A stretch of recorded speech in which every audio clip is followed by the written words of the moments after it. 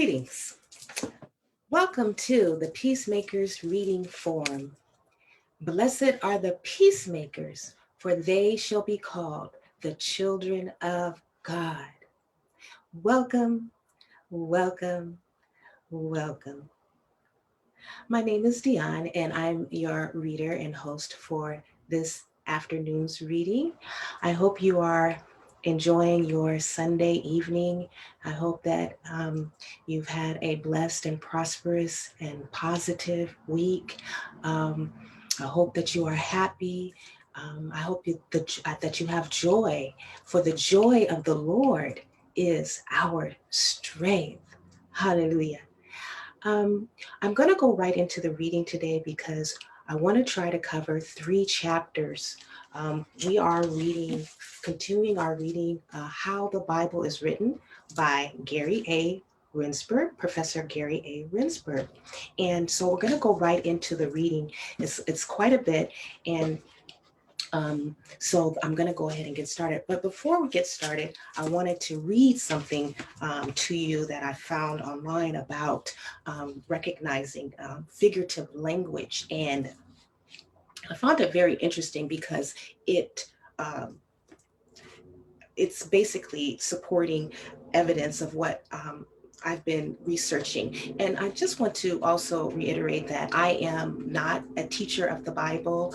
I'm just a student and your fellow student. And I want to share some information that I've gotten from my reading. And I know that this kind of a reading, it's written by a scholar. And oftentimes books that are written by scholars are somewhat challenging.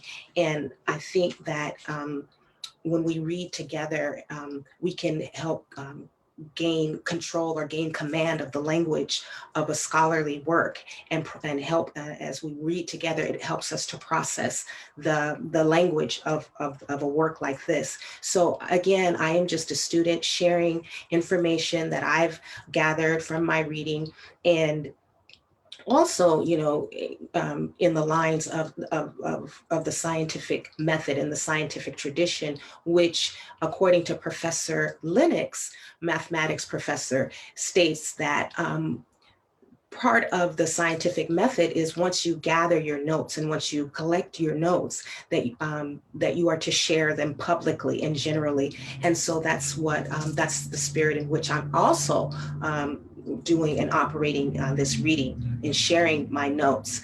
But I want to read something to you that I found quite interesting. It says here that, talking about figurative language, and the title of this article is called Recognizing Figurative Language in the Bible. And he states here that some biblical passages are misunderstood. Misunderstandings have arisen because readers didn't recognize or properly interpret the figurative language, or as Professor Gary Rendsburg says, the manner in which language is used to communicate truth. So I want to read that again. Misunderstandings have arisen because readers didn't recognize or properly interpret the figurative language, or as Professor Gary Rendsburg says, or they don't properly understand the manner in which language is used to communicate truth. And he goes on to say here that that understanding the figurative language in the Bible then is, or understanding, and I'm going to add not only understanding the figurative language, but understanding style, I think is more of a broader way to put the statement. Understanding style as well as content then is immensely practical. It can help us spot misrepresentations of the Bible. Okay, it will help you spot misinterpretations of the Bible used to take advantage of people, or to teach false doctrine. On the positive side, understanding figurative language, he states, but I would add style, or the manner in which language is used to communicate truth. Understanding figurative language greatly enhances our grasp of God's word. So I thought that was very interesting that, he supports my feelings, my sentiment exactly that, a lot of this false doctrine that is being, that the Hebrew Bible speaks about is propagated because readers are not able to spot misinterpretations of the Bible. And that misinterpretation is having to do with not understanding figurative language or style. And so this, to me, I've been thinking about, some things and meditating about the scripture where it says that in the last days, many false prophets will rise and deceive many. And I thought about that. What does that mean? I mean, how do, you think about the cultural context of the society that we're living in today, and how is it possible that, we have all of this so-called education and knowledge that's here, but the scripture says that false prophets, it's going to be a situation where the climate is going to be able to cultivate false doctrine. So false doctrine exists. It thrives in a petri dish, if you will. And so I was thinking about, what feeds false doctrine? What would cause false doctrine to be able to permeate the society and be able to deceive many? And I think the answer may lie in the fact that as many educators have also acknowledged that the majority of people of so-called, at the average American do not possess critical analytical skills, and it's not taught in schools. And therefore, because we are not taught the tools of analysis, then we aren't able to analyze literature, analyze our reality. And in this kind of a climate where there's no reasoning power, then you have this climate or this situation where, as he says here, people are able to teach false doctrine. And so, but on the positive side, he says, understanding, if we're able to understand the manner in which language is, we understand content, we understand the stories. Most of us grew up in Sunday school, hearing the stories about David and Goliath, hearing the stories about Queen Esther and Daniel in the lion's den and the 3 Hebrew boys, and all the wonderful, wonderful, beautiful stories about Moses and the parting of the Red Sea. And most of us know those stories by heart. And that's well, and that's wonderful. However, that's at a very low level of understanding and comprehension, according to the literature. And that it is important that we ascend into another level of comprehension, which involves analysis. And that analysis, in that analysis, we will enter into the scientific realm, right? So on the positive side, understanding figurative language or the style, it will greatly also enhance our grasp of God's word. And this is why I also love to read books like this, How the Bible is Written, because it also, we're going to be going over again and reviewing certain narratives in the Bible, and it's going to just reinforce what we already know, and also help us to gain a better command of the biblical language. And that's my prayer for myself, that I gain a better command of the language of the Hebrew Bible. Because we are students of the Hebrew Bible. And so when I have a better command of the Hebrew Bible, the language of the Hebrew Bible, and I hear someone talking and telling me, oh, the Bible says this, or it means that. I listen to the language and I can verify whether or not, is that language really in the scripture? That doesn't sound familiar to me. Why? Because I have a command of the language. I am familiar with, the rhetorical devices, the figurative language, the style that the authors used in the Bible, and therefore I can easily hear. It's like, people who are musical geniuses or into music, they can hear different notes, and they can recognize, different things because they can hear it. And so that's what I want to be able to. My prayer is that I'm able to begin to hear the language of the scriptures. Okay, so let's get started. Like I said, I have quite a bit of,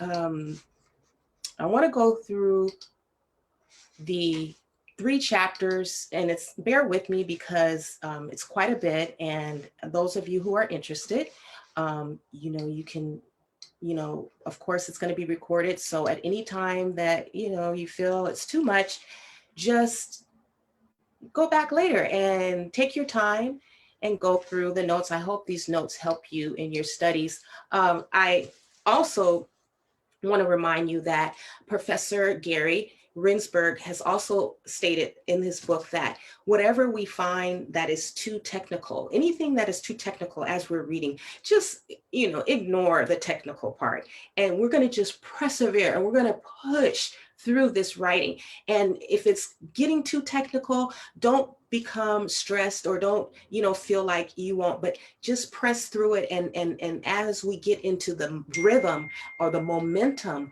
of the work, you will understand it better by and by. So you have, so I just wanted to remind the readers that, again, Mr. Ginsburg said that the language barrier is not just about decoding the words. So it's not just about the phonics. It's not just about decoding words, but it's about recognizing how the words are used. And that's a part of reading. That is a part of reading. And we talked about that earlier in the other videos about the competent reader versus the reader, and how, literacy, the way Google defines literacy is different than the way the linguists define literacy, or the language theorists define literacy. And the linguists define literacy as, distinguishing between the competent reader versus the reader, or the sophisticated reader, or the knowing reader, also referred to as the knowing reader, or also the educated reader versus the reader. So you have 2 distinctions here. So readers are totally ignorant of the manner in which language is used to create its literature. And we talked about this in, I think it was in chapter 1, how Mr. Rendsburg was saying how, the ancient reader or the ancient listener was able to both analyze style and content. And so keeping that in mind, in terms of literacy and understanding what it means to be literate, we want to, mull over these questions. Now, so when we talk about literary devices, it's literary devices are tools. They're like tools. This is an analogy that writers use, that they employ in order to communicate truth. And this is like a infograph. I like to use infographs because it brings concepts. It gives you a picture of somewhat complex ideas, things that we're not familiar with. And here it's a toolbox. And inside the toolbox, you have simile, metaphor, all the different rhetorical devices. These are tools that an author would use in order to communicate, or to what he thinks would best communicate ideas that he wants to communicate to the reader. Now, we also wanted, I also wanted to bring up the fact that the scholar, Mr. Gary Rendsburg, he said that to truly know the Bible is to know this material. And for those of us who really want to know the Bible, we want to go higher and get into enter into another realm or level. This information is very is vital. So we're gonna, I'm gonna persevere. I know it's a lot, but we're gonna go through chapter 2, 3, and 4. And chapter 2, and it's all gonna be talking about repetition with variation. Chapter 2 is, we're gonna read the animals in the flood, Genesis chapter 6 through 9. That's pages 34 through 41. Then we will read chapter 3, repetition with variation again, the plagues narrative, Exodus 7 through 10, pages 42 to 53.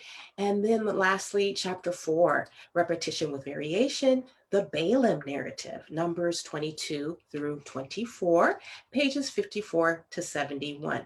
And now we're going to read, let's see. Yes. And so as we're reading, just, I've prepared slides. That's what I'm going to say. I've prepared slides for those who are not able to get the book. They don't have the book. And so for those of you who don't have the book, I've prepared slides for each of these chapters, not covering every single page, but bringing out certain points, highlighting certain points in each chapter and so for those who don't have the book, it's better. I hope you're able to get the book, purchase the book. It's really better if you're able to get the book and read along, because then you can, it's connect with the reading. But however, if you're not able to, hopefully the slides will help. So repetition with variation. This is a technique that constitutes one of the most essential building blocks of biblical Hebrew literature, both prose and poetry. And this is, I should have put that, but this is Professor Rendsburg said this, that this technique constitutes one of the most essential building blocks of biblical Hebrew literature. I want to recap chapter 1. And when we recap chapter 1, we noticed the grammatical oddities, breaking rules in the opening words of Genesis 1 as a technique. Also intentional omissions, where, day 2 was omits the mention of the firmament as good, and pagan deities, sun and moon. And we talked about why this intentional omission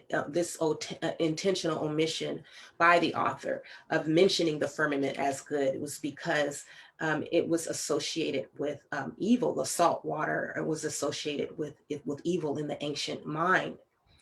And also not mentioning the pagan deities, sun and moon, and just saying the language used was the greater light and the lesser light, the greater light and the lesser light. Also because the author didn't want to recognize the pagan deities, sun and moon, so he chose the language, the lesser light and the greater light and the lesser light.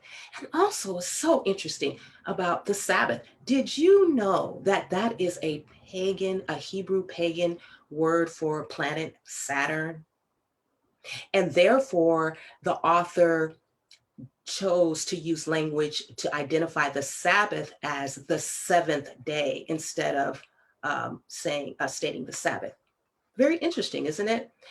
Now, also literary structure was discussed, and he talks about how the literary structure on page 31 of the creation account is an excellent display of form follows content. Form follows content.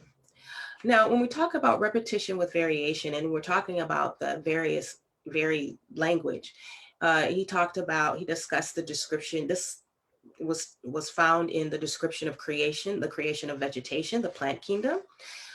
Very varied language in the description of the creation of animals in Genesis chapter 1, verse 24 through 25.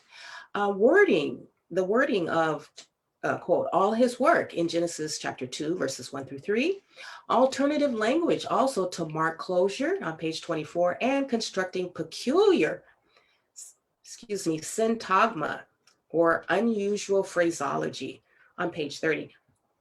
And all of this is strategic. These are actually tools that the author used to construct the narrative strategically. It's nothing that was haphazard. It was nothing that was just, thrown together. It's all of a sudden, why is this word different? Was that an accident? No, it's not an accident. According to Professor Rendsburg, that all of this is a masterful display of the author's or the writer's virtuosity or skill. Now, in chapter 2, we're going to read repetition with variation. And we're gonna, which is the animals in the flood story, Genesis chapter 6 through 9, pages 34 through 41. And these are the scriptures and chapters that we're going to, the book and the chapters that is going to be highlighted in this chapter, Genesis 6, 7, 8, and 9.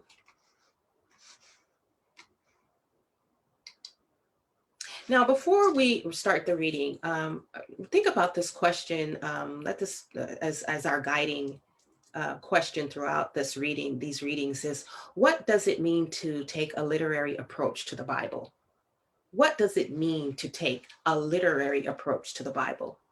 And when you're talking about a literary approach to the Bible, according to the linguist, you're talking about being able to identify style. And style, according to a glossary of literary terms, has traditionally been defined as the manner of linguistic expression in prose or verse, as how speakers or writers say whatever it is that they say. The style specific to a particular work or writer, or else distinctive of a type of writings, has been analyzed in such terms as the rhetorical situation and aim, the characteristic diction or choice of words, the type of sentence structure and syntax, and the density of and kinds of figurative language. So you see here, figurative language is another category, associated with syntax and choice of words. So in addition to figurative language, you're talking about choice of words. So that's, when we're talking about taking a literary approach to the Bible, this is what it entails: analyzing style as well as content. Okay, chapter 2.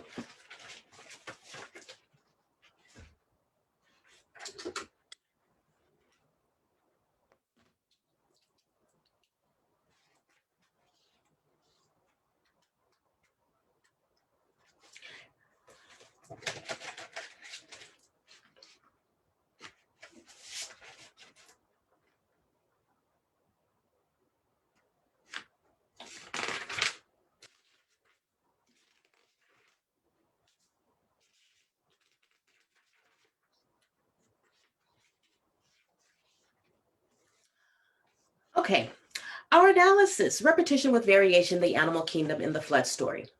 Our analysis of, and I'm going to read somewhat fast because there's a lot that we have to cover. And so, bear with me. Our analysis of Genesis chapter 1, verses 1, 2 and 3 in the previous chapter included several stellar examples of the technique of repetition and variation. As we saw in the descriptions of the plant kingdom and the animal kingdom, along with the wording of all his work, from which God rested on the seventh day, at every turn, the author of the Bible's introductory narrative varies his language. As the reader already may suspect, this device is not limited to Genesis 1, verses 1 and 2 and 3, but indeed permeates the biblical text throughout, both in prose and in poetry. In this and the following chapters, I will provide many additional examples of non-verbatim repetition in order to demonstrate the point. Indeed, as well, as will become clear by the time we reach the end of chapter 4, with further excursions in chapters 9, 12, and 15, this technique constitutes one of the most essential building blocks of biblical Hebrew literature, both prose and poetry.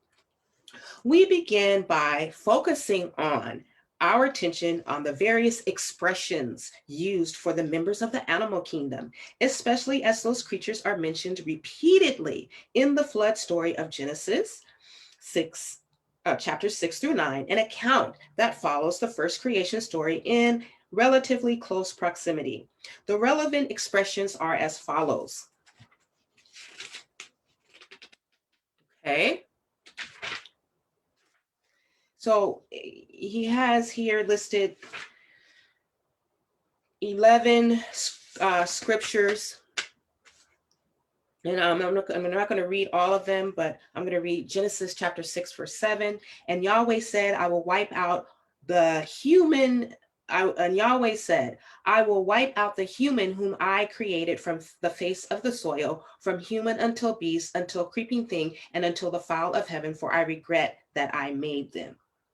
All right. And then he has here Genesis 6 and 20, and Genesis 7 and 8, Genesis 7:14, Genesis 7:21, Genesis 7 verse 23, Genesis 8 and 1, Genesis 8 and 17. Number 9, Genesis 8 and 19, Genesis 9 and 2, and Genesis 9 and 3, Genesis 9:10. Now, page 38. Now, the presentation of these 12 verses clearly falls into the category of data overload. And yet I include all of them here to demonstrate the point. The flood story provides occasion for repeated mention of constitute members of the animal kingdom.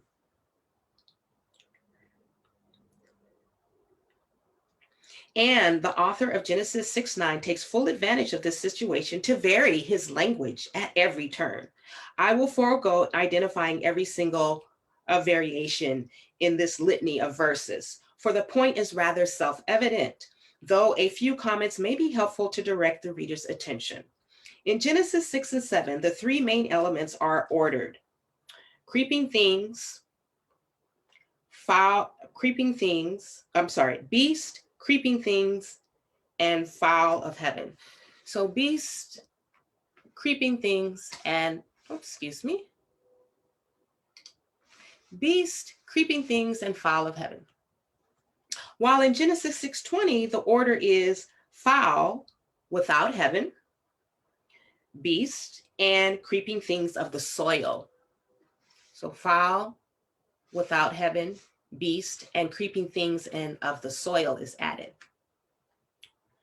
In Genesis 7:8, the text presents yet a different order, with beast divided into the pure and impure, and then and all that creeps on the soil, using a different wording than the first two references to the creeping things. So here, Genesis 7:8, you have the pure beast and impure beast, fowl, and all that creeps on the soil. So once again, different wording. The next mention of the animal kingdom appears in Genesis 7 and 14, where the order is once again beast, creeping things, and fowl, as it was in the first instance in Genesis 6 and 7. But the series now is introduced by the catch-all term, and every living thing. So here, beasts, creeping things that creep on the Lord, and fowl of heaven. Okay. And in addition, each item is qualified by both the word and all, every, and by the term each, according to its kind, feminine and masculine respectively. Moreover, yet a new expression is used for the creeping things, namely, and all creeping things that creep on the earth. So here you have creeping things that creep on the earth. Hitherto not encountered, though see Genesis 1:26. Page 39. Similarly, another new expression is attached to the end of the verse with every bird, every winged thing, now defining fowl. We next arrive at Genesis 7:21, which presents yet further variation. In this verse, the key word creeps now appears near the head of the passage to modify all flesh. The animals that follow are in the order fowl, beast, and living things. Fowl, beast, and living things. And then an entirely new root, swarm, two times is introduced at the end in the phrase, and among all swarming things that swarm upon the earth. Now, after all of these variant wordings, our author plays with his reader, or at least that is how I would explain the verbatim repetition, by faithfully reproducing the initial expression from Genesis 6, verse 7, word for word in Genesis 7:23. So here you have the verbatim repetition, and he identifies that verbatim repetition. Beast, beast, creeping thing, and fowl of heaven. This is identified as verbatim repetition, not repetition with variation. That's the distinction. And word for word in Genesis 7:23, from human until beast, until creeping thing, and until the fowl of heaven. Though to be sure, he returns to the variant diction upon reaching Genesis 8:1 and all successive iterations. There is no need to continue this exercise for all of Genesis 8 through 9, for the point is clear. Okay. For the point is clear. Instead of the remaining locutions in the flood story, we may focus on what is certainly the most atypical, Genesis 9, verse 2. And overall, the soil creeps. Only here in the Bible, in the exact replication of these in Leviticus chapter 20, verse 25, is the verbal root creep, predicated of the earth, and not of the creatures who actually creep, in which case a better rendering of the passage might be, and over all those creatures with which the soil teems. The last expression treated here demonstrates the extent to which the ancient writers would go in their efforts to vary language, As we saw in the previous chapter regarding Genesis 2, verse 3, from all his work that God created in making, at times authors would create neologisms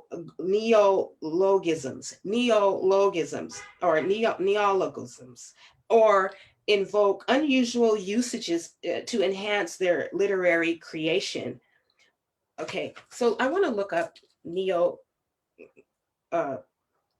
neologisms, because that's a word that's very interesting.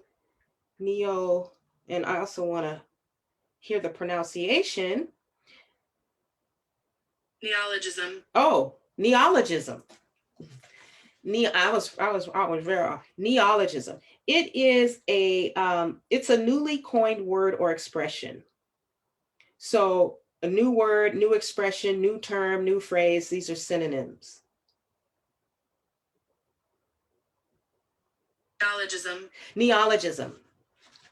Neologism.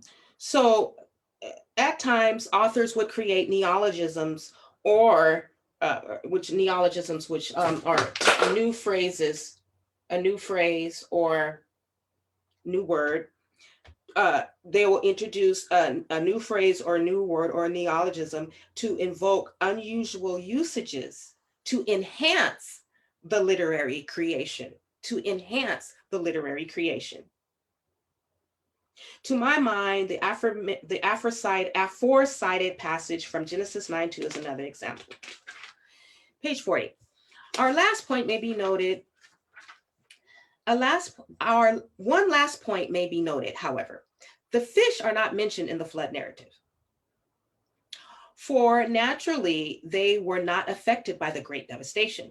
but they do appear in Genesis chapter 9, verse 2, when the entire animal kingdom is described with all of its component parts. And, quote, and over all the fishes of the sea. I mentioned this particular phrase in order to highlight how here too the text uses variant language. For in the first mention of the fish from day 5 of creation, the expression used was over the fish of the sea in Genesis 1 and 26 and 1 and 28. My focus is not so much on the use or non-use of the word all, but rather on the two different forms of the word for fish. The two different forms of the word for fish. In Genesis 1:26 and 1:28, the text uses the feminine form of the noun as a collective, thus my rendering fish, while Genesis 9 and 2, the text uses the masculine plural form of the noun, thus my rendering fishes. At this point, the reader once again may wonder whether or not the ancient listener to this intoned prose was able to recall the various iterations of a phrase occurring at some distance, or more properly time interval from one another. As I intimated in the first chapter, I believe the answer to this question is yes. There is so much repetition with variation in the Bible, and we have only begun to scratch the surface here. Though that one is left to conclude that this practice represents an intentional literary device, an intentional literary device employed by diverse authors who indeed could expect their audiences to recall the previous locutions. Continuing on, page 40, another question also raises itself. Anyone familiar with the development of modern biblical scholarship during the 19th and 20th centuries will know that most scholars divide the Torah into different sources. Now, this is going to get a bit technical, and like he said before, once if it starts to get too technical, we're going to just persevere through a lot of this. But some of us who are students of the Bible, we appreciate this kind of background information. So most scholars divide the Torah into different sources. The three of these reputed sources, Yahwist, J, Elohist, E, and Priestly, P, are assumed to underlie the book of Genesis, two of which, J and P, are present in the first 11 chapters. That is the creation and flood narratives, along with other material. The question thus needs to be asked whether perhaps the variant phrases are due to the presence of different authors employing different terminology. And yet, this approach is not sustained by the evidence. To take the last two illustrations, for example, both Genesis 1:26 and 28 and Genesis 9:2 are assigned to the P source, and yet the other passages use different forms of the word for fish. Or to use an example presented at the start of this discussion, Genesis 6 and 7 and 7 and 8 are both assigned to the J source, and yet they are different. They use different orders for the components of the animal kingdom. Genesis 6:20 with yet another is allocated to P. Conversely, Genesis 6:7 and 7:14 both use the order beasts, creeping things, and fowl, and yet the former is considered part of the J source, while the latter is reckoned as part of the P source. Now, this is this is technical, and so just bear with me. Now, as we shall see in a subsequent discussion in chapter 22, I reject the division of the narrative portions of the Torah into separate sources. So to some extent, I find the matter at hand largely irrelevant. And yet I raise the topic here since I assume that at least some, if not many, readers of this monograph are familiar with the documentary hypothesis. So he's just addressing those who are familiar with the documentary hypothesis. As the source theory is known, and will wonder if in some way this approach is not relevant to the identification of variant phraseology. As I hope to have demonstrated here, however, the sources play no role whatsoever. Instead, and here I anticipate my treatment in chapter 22, we should view the narrative portions of the Torah as speaking with a single narrative voice produced by an author or authors who delighted in dazzling his listeners and the literary technique studied here. At this point, I'm on page 41, and we are reading How the Bible is Written by Professor Rendsburg. At this point, one may wish to know whether this device has a specific name within scholarly jargon that typically dominates academic research that is beyond repetition with variation. The answer is no, or at least not until recently. My colleague, Scott Nogel, deserves credit for coining the term polyprosopon. Polyprosopon, and I think I have here a slide to share with you.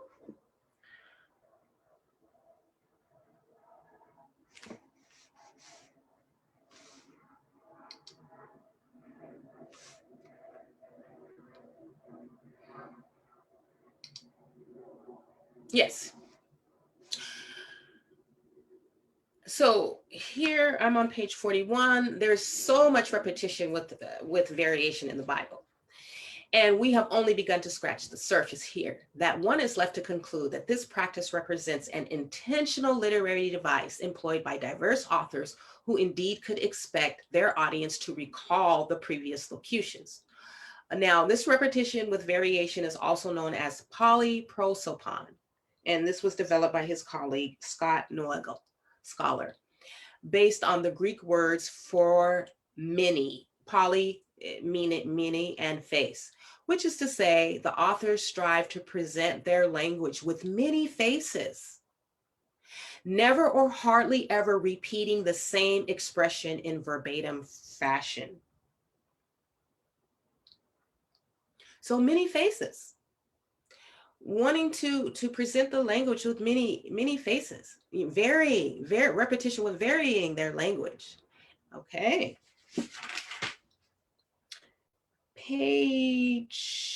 Okay, so that ends chapter 2, and that was good. And so we're going to now go read chapter 3. Now, chapter 3 is also titled Repetition with Variation, the Plague Narrative. Exodus chapter 7 through 10, pages 42 through 53. And the first part is going to discuss, he's going to discuss the warnings to Pharaoh. And the second part is going to discuss the hardening of Pharaoh's heart. We're in chapter 3, page 42. So the previous chapter focused on a particularly complex instance of polyprosopon, the manner in which the author, one moment. Okay, the manner in which the author of the flood narrative in Genesis 6:9 continually varies the phrases used to denote the constituent branches of the animal kingdom. So he continues to many faces, varying the language, showing you the same, repeating the same phrase or language, but in a different way. A dozen verses form the basis of our analysis. So here's that word analysis. And what I love about this writer and this scholar in reading this book is that we are also observing what analysis looks like in real time. I mean, this is what, I believe that we as students of the Bible, this is the kind of in-depth study. Remember when we talked about what, study to show thyself approved unto God, a workman that needeth not to be ashamed, rightly dividing the word. And that word study entailed, when we looked it up in the dictionary, it talks about a detailed analysis. So when we talk about the scripture that says study to show thyself approved, it means also another way to say that is do a detailed analysis to show thyself approved unto God, right? And what we're witnessing here in this scholarly work by Professor Rendsburg is an analysis, and so we know that when we enter into the realm of analysis, we are participating in the scientific method. So he says that a dozen verses form the basis of our analysis, representing 11 different usages Only Genesis 6 and 7 and Genesis 7:23 repeat the same phrase word for word for describing essentially the same thing. So the verbatim repetition is describing something word for word, but repeating the same, different usages, repeating the same phrase word for word, but describing essentially the same thing. Verbatim repetition.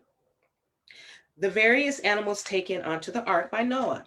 In the present chapter, we continue to explore this literary device by turning our attention to two interwoven expressions in the plagues narrative in Exodus 7 and 10. A, the various warnings expressed by Moses to Pharaoh, and B, the various phrases used to describe the hardening of Pharaoh's heart. All right. So when we talk about repetition with variation, again, this is the use of this is the scholarly term for repetition with variation is termed polyprosopon in the plagues narrative. And this is, we're going to look at this in the plagues narrative of Exodus, in the various warnings expressed by Moses to Pharaoh and the various phrases used to describe the hardening of Pharaoh's heart. All right? Okay. So, number one, I'm on page 42, Exodus, chapters 7 through 10, the warnings to Pharaoh. Repeatedly in the book of Exodus, Moses appears before Pharaoh to warn him of a forthcoming plague. As scholars have noticed, these warnings appear before plagues 1, 4, and 7 in one formulation, and before plagues 2, 5, and 8 in another formulation. No warning occurs before plagues 3, 6, and 9, while the warning for the 10th plague is worded in an altogether different fashion. Page 43. The first of the set verses constituting what may be called the morning warnings are the following. The morning warning, the morning warning, the warnings to Pharaoh. I'm not going to read all of the scriptures. I'm just going to read one. It says, Exodus 7, 15, go to Pharaoh in the morning. Behold, he will be coming out to the water, and you shall position yourself to greet him at the edge of the Nile. And the staff that turned into a snake, you shall take in your hand. Now, mind you, we went over his translation method, and he is a professor of Hebrew and of Jewish history. And so he has translated it, right from the Hebrew. And this is the translation that he has provided for us. However, if you read the King James Version, you can also witness and observe this repetition with variation with the way the King James also translates the Hebrew. Now, I am not concerned, on page 43, he says, so he has Exodus 7 and 15, Exodus 8 and 16, and Exodus 9 and 13. And he says here, I am not concerned with the lack of an introduction to 1a, that is Exodus 7 and 15, for the phrase, quote, and Yahweh said to Moses occurs in the previous verse, serving to introduce the long direct speech that spans verses 14 to 18, including verse 15 cited above. Instead, the differences between and among the three verses lie elsewhere. First, in 1a, the author uses the nafal form of the verb, the nafal form of the verb. And we talked about that. It's a footnote on page 9. Footnote number 9 on page 19. And the nafal, he says the nafal form of the verb, be positioned. While in, and thus I have placed the word yourself in parentheses. While in 1b and 1c, he employs the hitpael form of the same verb, meaning to position oneself. So two different forms of the verb. He uses the of a form of the verb be position, while in 1b and 1c, he employs the hitpael form of the same verb, meaning to position oneself. Second, in 1a, God commands Moses, go to Pharaoh in the morning, while in 1b and 1c, the directive is worded in the morning. Oh, arise in the morning. Third, in 1a, the expression, let me see, I don't think I have. Oh yeah, here. Second, 1a, go to Pharaoh in the morning, while in 1b and 1c, the directive is worded, arise early in the morning. So here you can see that this is an example of, okay, polyprosopon, varying the language. Okay. And then third, in 1a, the expression, behold, he will be going out to the water appears relatively early in the verse. In 1b, these words are delayed until later in the sentence, while in 1c, the phrase is omitted. In addition, the language of the thus says Yahweh clause, along with the words actually spoken by God, are varied. I will present these differences below once I have introduced the other relevant passages. Okay, so 1a, the expression behold, he will be going out to the water, appears relatively early in the verse. In 1b, these words are delayed. So 1b is the other scripture, are delayed until later in the sentence, while in 1c, the phrase is omitted. Okay. Now, he says that, I'm on page 44. The second set of verses constituting what may be called the general warning are the following. And I should have put did I put the different? No.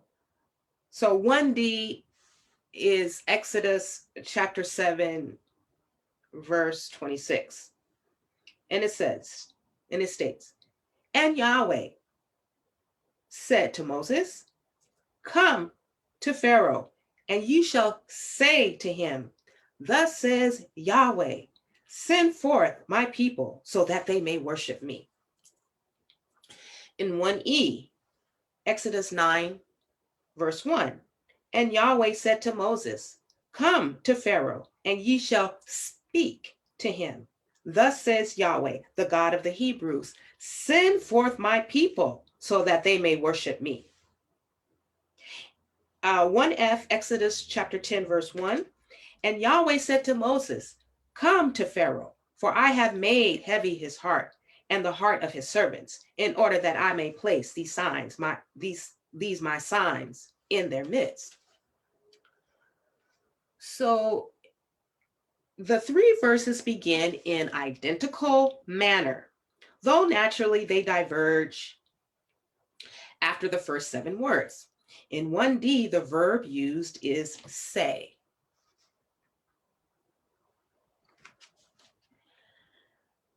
Which also is used throughout the first set of warnings. While in 1E, the verb used is speak. Okay. The author introduces the most significant change in 1F with the statement, for I have made heavy his heart, etc., appearing at the spot where one would expect to find a thus says Yahweh clause. With these 6 verses before us, we now can focus on the different locutions utilized in the thus says Yahweh clauses. So the author introduces the most significant change in, for I have made his heart heavy, appearing at the spot where one would expect to find the thus says Yahweh clause. Now, I want to say something about Is it on the next slide? No. I wanted to add something here. Oh, here. That this is the note here, that this deliberate deviation, you know, the verb used, you know, using this verb say, and then changing it, deviating and using the verb speak. This deliberation, the deliberate deviation from established pattern of repetition as a rhetorical device is identified by David Noel Friedman, is also found in Hebrew poetry. So it's deliberate, it's intentional, and it's noted by this scholar, David Noel. That's the footnote on page 45. Now, on page 45, chapter 3, he states thus. Now, with these 6 verses before us, we now can focus on the different locutions utilized in the thus says Yahweh clauses regarding both the presence or absence of epithets associated with Yahweh. And that word epithet, I would like to look up that word epithet.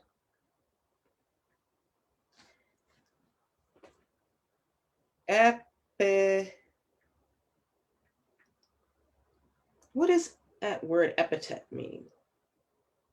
Yes, epithet. An adjective or descriptive phrase expressing a quality characteristic of the person or thing mentioned. An adjective or descriptive phrase expressing a quality characteristic of the person or thing mentioned. Epithet. Oh, epithet. Some synonyms would be nickname. Epithet is also, the synonym for epithet would be nickname, a by name, label, so on and so forth. Okay, so a nickname. So here he says that, here on page 45, so thus, with these 6 verses before us, we now can focus on the different locutions utilized in the thus says Yahweh's clauses regarding both A, the presence or absence of epithets or nicknames associated with Yahweh or titles, and B, the presence of or absence of the grammatical particle. And here he has this strange, I don't know, it looks like an ET, but the grammatical particle, not to be translated. So you can't translate this grammatical particle. I omit from our discussion the first plague, since the wording there is altogether different. Thus, we have 5 different expressions to consider, presented here in canonical order, with the last iteration appearing not in 10:1, but rather in 10:3. Exodus 10:3. So Exodus 7:26, thus says Yahweh, send forth my people so that they may worship me. 1b, Exodus 8:16, thus says Yahweh, send forth my people so that they may worship me. Exodus 9, verse 1, 1e, Exodus 9, verse 1, thus says Yahweh, the God of the Hebrews, send forth my people so that they may worship me. 1c, Exodus 9:13, thus says Yahweh, the God of the Hebrews, send forth my people so that they may worship me. And 1f, Exodus 10, verse 3, thus says Yahweh, the God of the Hebrews, until when will you refuse to humble yourself before me? Send forth my people so that they may worship me. So here you just have the thus says Yahweh clause. And then in Exodus 9:1, Exodus 9:13, and Exodus 10:3, you have the variation, Yahweh is referred to, Yahweh, the God of the Hebrews. Yahweh, the God of the Hebrews. Okay. In the first two passages, the deity is simply Yahweh, while in the last three passages, the text uses the expression Yahweh, the God of the Hebrews. In three instances, 7 and 26, 9 and 1, and 9:13, the famous "let my people go" expression, rendered here more literally as "send forth my people," send forth my people, includes the particle, this grammatical particle, which is not able to be translated, which typically is used before a definite direct object, as in "my people." While in two cases, chapter 8 and 16 and chapter 10 and 3, this particle is lacking. And then most glaringly, version 1F delays the speech from its expected place in 10:1 until 10:3, plus it inserts a new phrase, the query to Pharaoh. Until when will you refuse to humble yourself before me? The result of these differences is that only two of the iterations, 9:1 and 9:13, include verbatim language. Only two of these iterations include verbatim language. On the one hand, such an unusual situation may serve to deny my general approach, since one expects variation at every turn. On the other hand, we also need to contend with our author's playing with his readers from time to time, as we saw in chapter 2 regarding Genesis 6 and 7 and 7 and 23, which also displays verbatim repetition via the surprise maneuver of repeating himself word for word on this occasion. Okay. Now, continuing on page 47, just have a few more pages to end chapter 3. Number 2, Exodus chapter 7 through 10, the hardening of Pharaoh's heart, page 47. The succession of plagues provides the opportunity for the author of the Exodus narrative to invoke polyprosopon in another series of passages. So remember, polyprosopon is what? Many faces, many faces.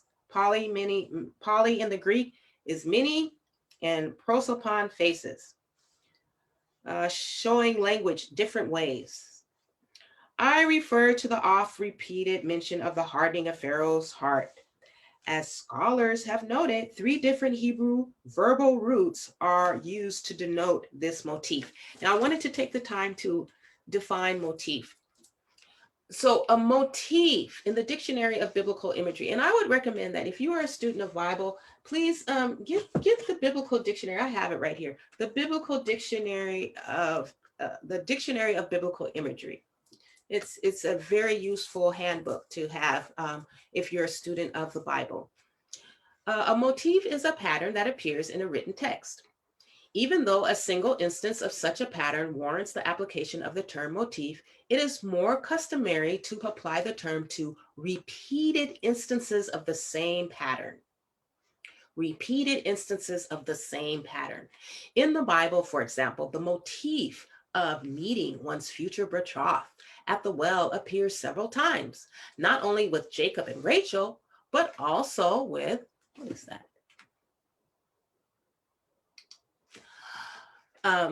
For example, the motif of meeting one's future betrothed at the well appears several times, not only with Jacob and Rachel, but also with the servant of Abraham, who was sent to bring back a bride for Isaac. That's Genesis 24, 10 through 33, and with Moses upon his arrival in Midian, Exodus 2.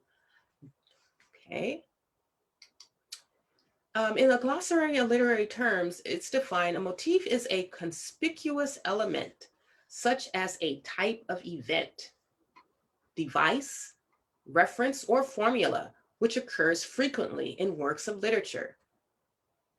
The lowly lady who turns out to be a beautiful princess is a common motif in folklore.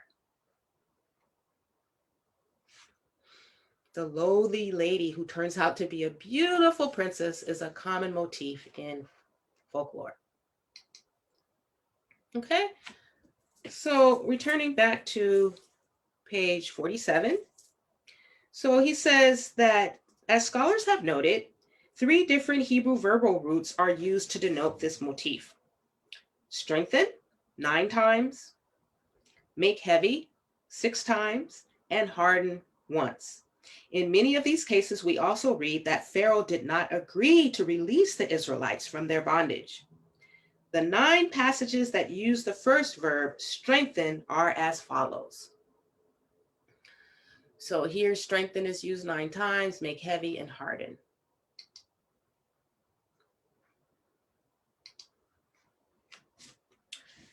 So he lists the 9 passages here.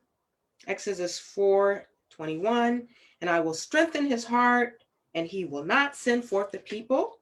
Exodus 7:13, and the heart of Pharaoh was strong, and he did not listen to them as Yahweh had spoken.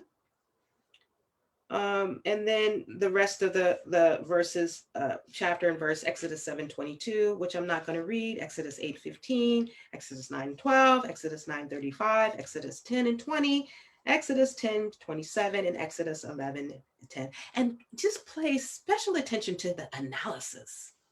I mean, the intricate, I mean, the very tediousness that, scholars work when they're doing what they do. And I just pray that the students of the Bible and those of us who are endeavoring to, be effective witnesses and endeavoring to be able to give an answer to every man that asketh the reason of the hope that is within us with meekness and fear, that we will be able to have this meticulousness and this preciseness in our answers. Hallelujah. So on page 49, he states that, as indicated above, Exodus chapter 4, verse 21, placed in the mouth of God.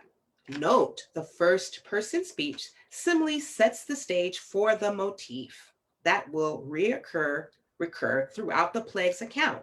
Once more, the author plays with his readers by using verbatim language in 2b, 2c, and 2d.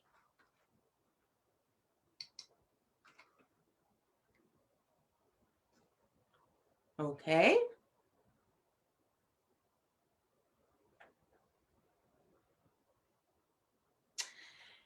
Though one should note that slight change introduced in 2C and 2D, which connects both the second and third words, that is heart of Pharaoh, and the fourth and fifth words, that is, and he did not listen, with I don't know how to pronounce this word. It's a Hebrew word, Maqqef, Makef, similar to a hyphen, a feature that is lacking in 2B.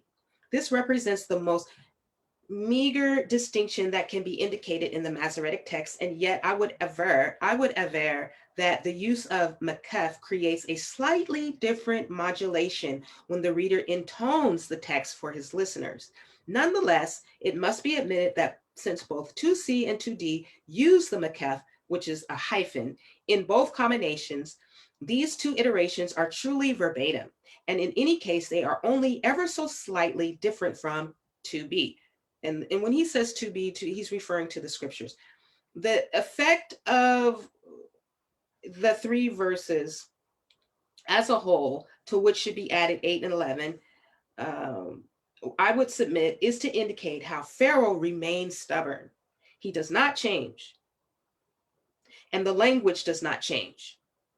A stellar example of form follows content, a device to be explored further in chapter 27.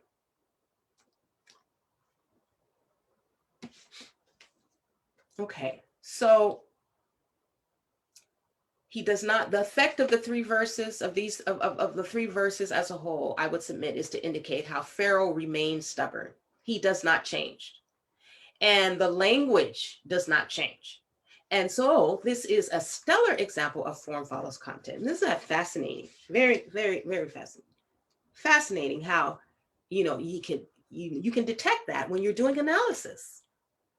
You pick up these things. This is a close reading of the text. A close reading of the Hebrew Bible text involves this kind of scrutiny and examination. I continue reading in page 49.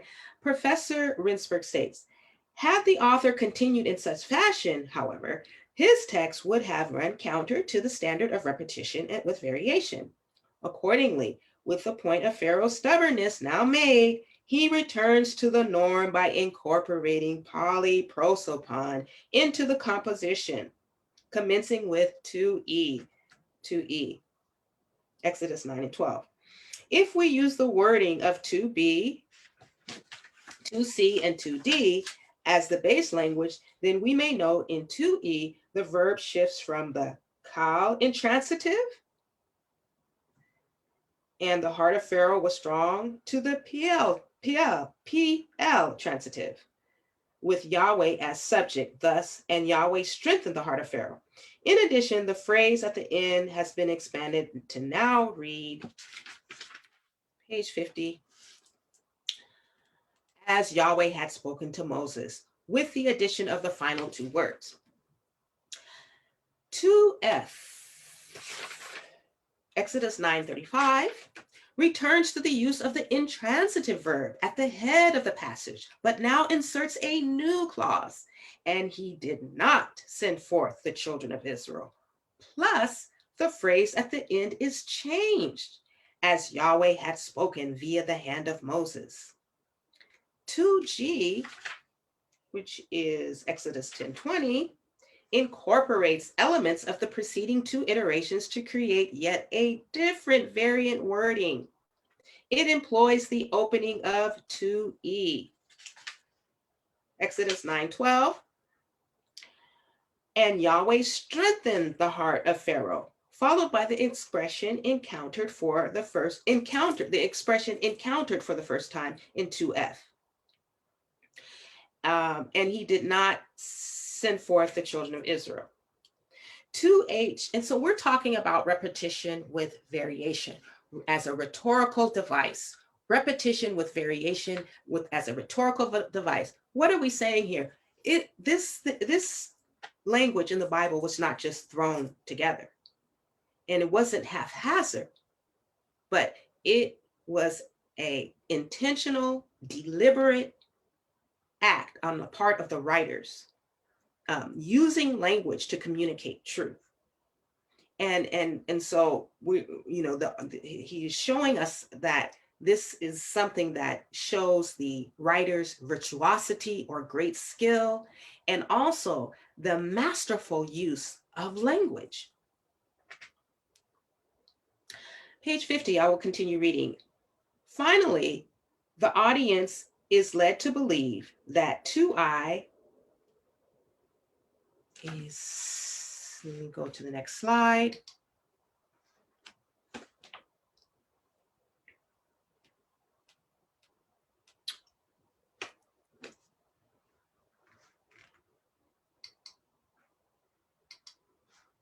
Let's see, did I talk about 2K, A, B, C, D, E, F, G, H, I, J, K? One moment, please. Exodus 8 line. Okay. Page 50. Oh, that's page 52. I'm sorry. I'm ahead of myself. I'm still on page 50. Finally, the audience is led to believe that 2I, and that is Exodus 11:10, and Yahweh strengthened the heart of Pharaoh, and he did not send forth the children of Israel from his land,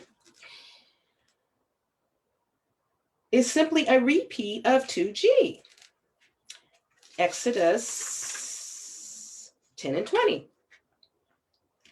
For it proceeds word for word through the series of the 10 words until the author discloses the differences. So let me just go back here. I don't get confused. the differences by the addition of the final word from his land. The result of all these minor changes, as we have seen throughout our study, is a masterful, I emphasize, a masterful use of language in which the ancient Israelites, listening to the plagues narrative or reading, would have delighted.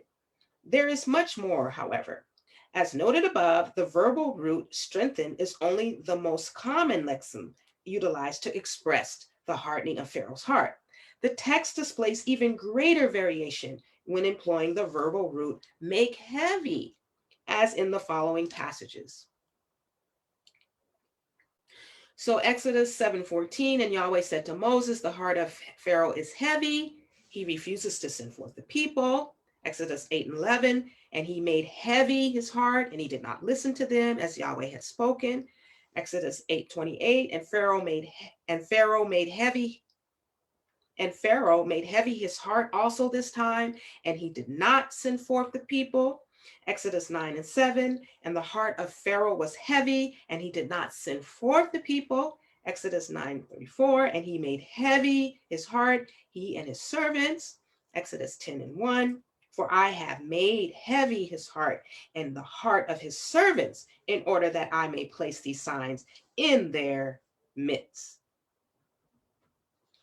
This page, and page 52.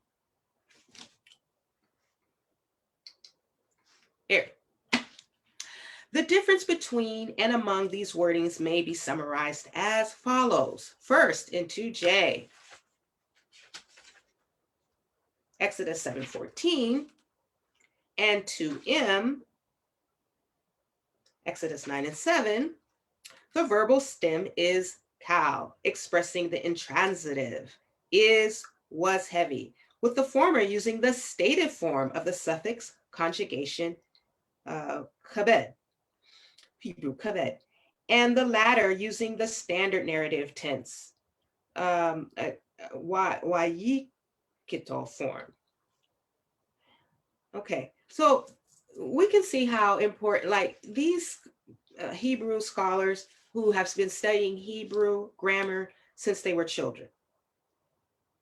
And they know the Hebrew in and out, the grammar. So, I mean, you can imagine the knowledge and the expertise that men of this caliber have in their analysis, right? I mean, what is he talking about here? What do you say? The suffix conjugation? Huh? You know, he talks about the intransitive and the stative form of the suffix conjugation. Wow. By contrast, the other four passages use the hifil stem, expressing the transitive, quote, made heavy his heart. Though once more, different specific verbal forms are used. 2L and 2N, Exodus 8:28 and Exodus 9:34, employ the standard narrative tense, wayitko form, while 2K, Exodus 8 and 11, utilizes the infinitive absolute form, and to make heavy, thereby invoking an unusual syntagma for the sake of variation. For the sake of, using unusual syntagma. And remember, we read the definition of style, right? The choice, diction, syntax, right? That's a part of the style. And so here we see syntax here, unusual syntax or unusual syntagma. Why? For the sake of variation. So you don't get bored. You know, it makes it more interesting.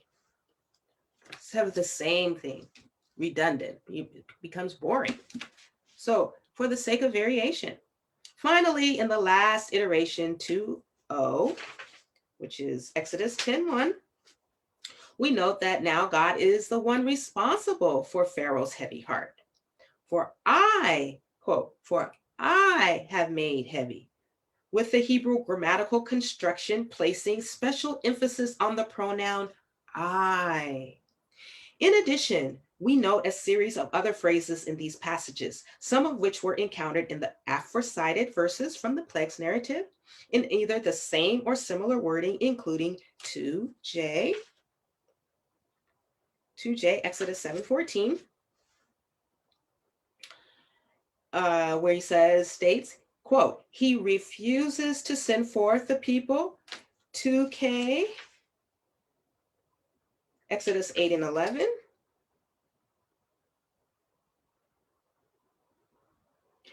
Where it states, and he did not listen to them as Yahweh had spoken. 2L and 2M, 2L and 2M, Exodus 8:28 and Exodus 9:7. And he did not send forth the people. And 2N is Exodus 9:34. He and his servants. And 2L, which is Exodus 8:28, moreover, introduces a new clause. Also, the quote, also this time. And naturally, the wording of 2O in Exodus 10:1 is the most variant, stemming from the shift to Yahweh's involvement in Pharaoh's heavy heart, along with the first person speech represented here. Lastly, to conclude this section, I present here the one instance of the verbal root harden, which naturally, given the lexical choice, distinguishes this passage from the preceding 15. 2P Exodus 7:3, and I will harden the heart of Pharaoh. So the result of all these minor changes, as we have seen throughout our study, is a masterful use of language. Given the repetitive nature of the plagues, and this is the last page of chapter 3, page 53. Given the repetitive nature of the plagues, narrated in quick succession, one after the other, an uncreative author easily could have opted for the same wording again and again. The result of our investigation, here we go, science. The result of our investigation in the two sections of this chapter, however, demonstrates the very opposite tack. At every turn, save for the unchanging language used to reflect Pharaoh's stubbornness, form follows content as noted above, the author of Exodus chapters 7 through 10 utilizes variant language with the aim of dazzling his audience with this virtuosity. And you know what this reminds me of? You know, when you listen to the, rap music or, just different artists who are always working with language, how, it's impressive a lot of times when they can use different words in different ways. We see that today, that, the more access that the author or the artist has to language in different languages, the more intriguing and fascinating, the more he is able to fascinate and intrigue the listener. And I think that is what's taking place here with this repetition with variation. Okay, the last chapter, chapter 4. Moving right along.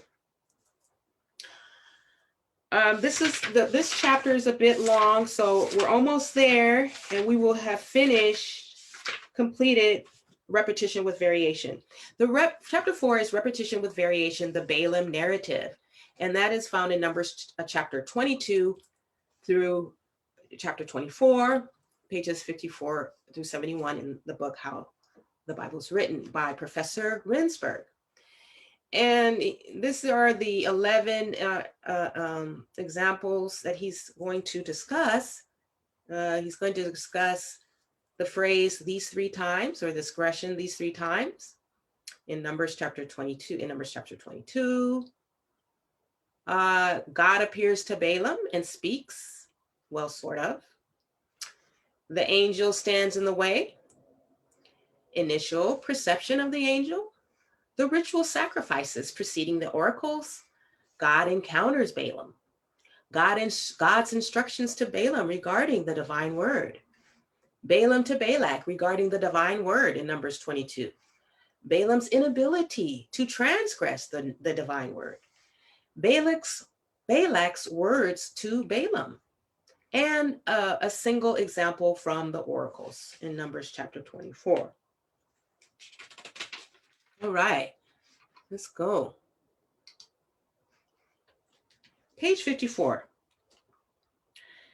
The present chapter is indebted almost entirely to research conducted by my student, Clinton Moyer, whose 2009 PhD dissertation at Cornell University, my former home institution, is a model of scholarship. And I'm going to read the footnote. It says, Clinton J. Moyer, Literary and Linguistic Studies in Sefer Balaam, Numbers chapter 22 through 24, PhD dissertation, Cornell University.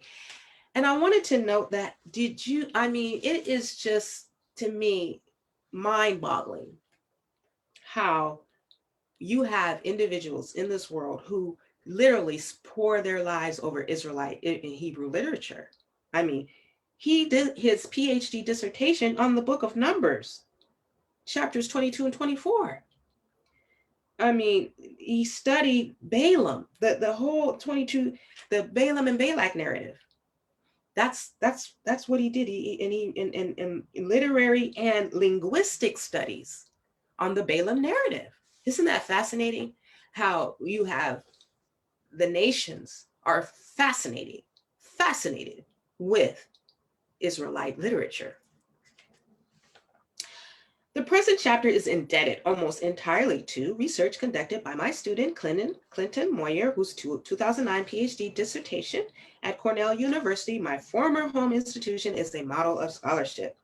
Moyer analyzed, here we go again with that word, analyzed, a host of literary and linguistic features in the Balaam narrative. Numbers chapter 22 through 24, including the device of repetition with variation, also known as polyprosopon. His examination of these chapters revealed the following pertinent examples. All right, these 3 times.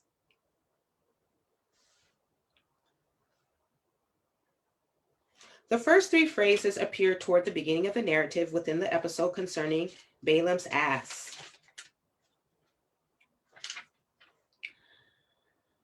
In fact, we first hear the phrase in the mouth of the Jinni, who immediately upon God's opening her mouth asks her master why he has struck her, quote, on 3 occasions now, 1a. The phrase then occurs twice in the mouth of the angel who first asked Balaam why he has struck his donkey, quote, on 3 occasions now, 1b, and then notes that, quote, on 3 occasions now, 1c, the Jinni attempted to turn aside when she saw the angel. 1d occurs at some distance from the first 3 phrases. Here the expressions is placed in the mouth of the enraged Balak, who castigates Balaam for blessing instead of cursing Israel, quote, 3 times now. This example constitutes a rather simple illustration of polyprosopon. So here you can see on 3 occasions now, and then 3 times now.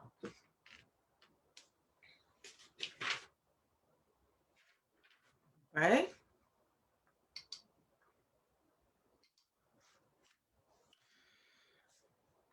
Here we go. Page 55. The word occasions is a rare usage in the Bible. In fact, outside of the occurrences in Numbers 22, it is attested again only in Exodus 23 and 14. By contrast, the word times is the standard usage in biblical Hebrew, occurring 45 times in the corpus. Are we to understand that the donkey is capable of speaking a more elevated Hebrew with a richer vocabulary than that of the ordinary individual? Balak, by contrast, is capable of employing only standard language as indicated by his use of times. So you know what? This kind of information, you would only be able to detect this if you understood or you knew about this rare usage. You have to know the Hebrew. We would have to know that this word occasions, and he has it in the Hebrew here, and I couldn't pull it up online. But he has the Hebrew characters, the ancient Paleo Hebrew characters, and then he also has the transliteration of the Roman, or the Romanization of the Hebrew characters, which translates as occasions. So it's a rare usage, he states. How would one know that? How would a lay reader know that? All right. So that's why it's so important for us to study. These are the details. I mean, the devil is in the details, as they say. I mean, you can look at something and do a surface reading of anything, and you do a surface reading, but what about the details? What am I missing because I don't know the details, right? So he says here that occasions is a rare usage in the Bible. Balak, in contrast, is capable. He uses the standard language, but the donkey is using the rare form words of occasions. Isn't that interesting? Here we have no sure way to answer this question. But the distinction between the two keywords suggests the possibility. We also need to note, however, that the presence of the word leg, foot in Numbers, quote, leg, foot in Numbers 22, verse 25, with reference to Balaam's leg, which is pressed against the wall when the donkey turns aside so as not to encounter the angel in the way, most likely serves as the catalyst for the authors invoking the occasions, quote, in the three verses that follow closely, verses 28, 32, and 33.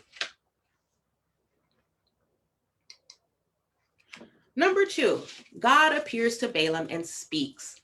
Well, sort of. Okay, here we go, page 56 and 57. 2a, Numbers 22, verse 9, and God came to Balaam and he said. 2b, Numbers 22, 20, and God came to Balaam at night, and he said to him. 2c, Numbers 23 and 4, and God encountered Balaam, and he said to him. 2d, Numbers 23 and 16, and Yahweh encountered Balaam, and he put the word in his mouth, and he said. 4 times in the Balaam narrative, God appears to Balaam and then speaks to him, or at least such is the surface reading, not a close reading, but a surface reading of these 4 verses. Thus my use of well, sort of in the heading of this section. For as we shall see in a moment, the author introduces a surprise element in the 3rd instance. 2a is rather a basic formulation with other examples to be found in Genesis 23. And God came to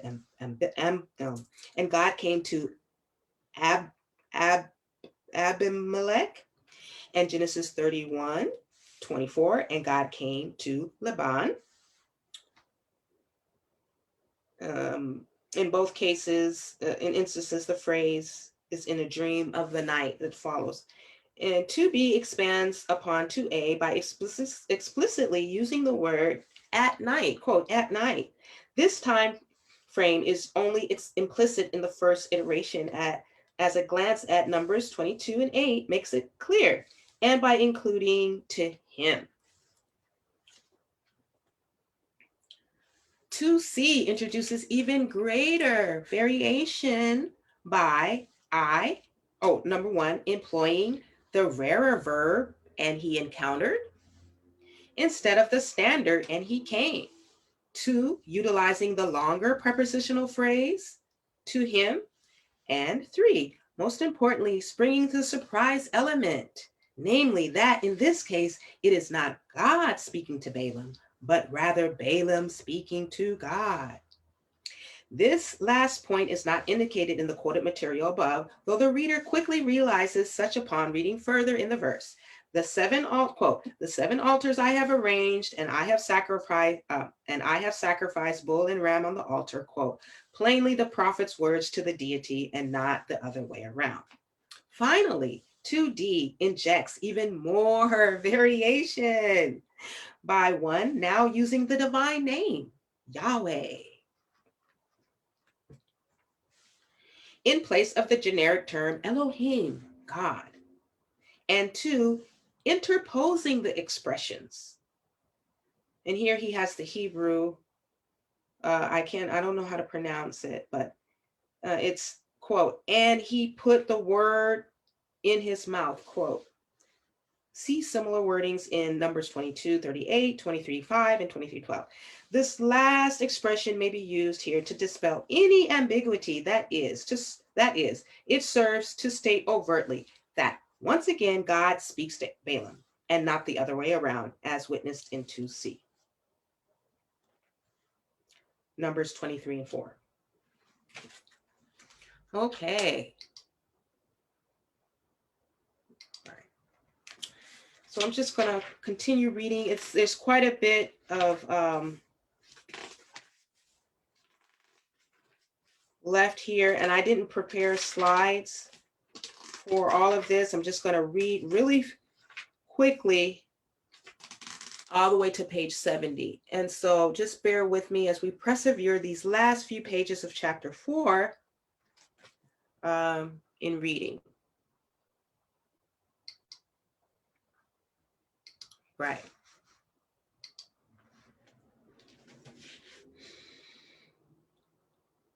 Okay. Number 3, I'm on page 57. And we are reading How the Bible is Written by Professor Rendsburg.